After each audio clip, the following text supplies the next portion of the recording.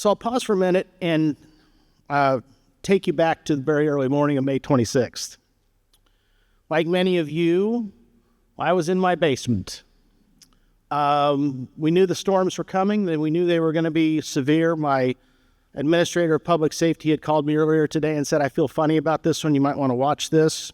He has a sixth sense about these things, as emergency management people seem to do. I have Dan Scoff on the television. My wife and I are in the basement. My daughter has called my wife and said, are you aware of what's going on? It's like, yeah, we're aware. You know, I'm the county judge. She still doesn't really quite understand what I do. And she said, you know what you need to do is you need to strap our dogs around your waist. So my wife, I have this picture. She's in the basement. The leashes are around her waist. There's our 2 Australian Shepherds. I'm looking out the door. And then the lights went out. And Dan Scoff went away. And it was utter darkness, but really, really loud. And we knew the storms were hitting, and we knew they were severe. And it was about that time I got a call from Robert McGowan, who is my public safety administrator. And he said, you need to call this Little Rock number right now and declare a state of emergency. And that was traumatic. Sorry. Still kind of gets me because it's just been such a big event for us. So that started a series of events, chain reactions, I think for probably everybody in this room.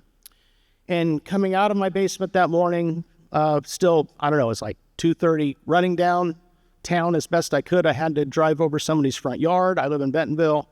Got downtown to our emergency operations center. It was organized chaos, and we got through the rest of the morning trying to figure out what had happened. Who was hurt or worse? What roads were down? Where do we deploy resources?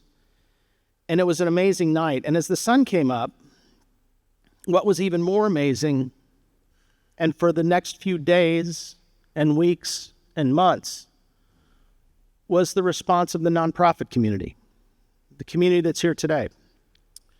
I was driving down Tiger Boulevard, trying to reach my brother and sister-in-law's house that had been destroyed on 10th Street.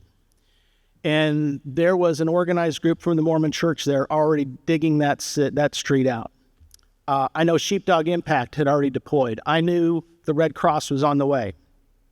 And of course, we had FEMA and Adam, and they were coming too. But what was amazing to me in those first few hours in the dawn of that morning and what happened in the successive days and weeks was the safety net that was provided by this group and many like you. In fact, one of the largest challenges we had in my office that we're still going to have to come to grips with how to do this in the future was organizing all of the calls for assistance, to provide assistance. And they came from people like you. And so I want to say thank you because it's amazing the work you do. I think it's often unsung. But in those days after that event, our nonprofit community stepped up and was really the safety net that helped so many, many people across our region. So thank you for that. And so I'm glad that you are all assembled here today for this 100 Families kickoff.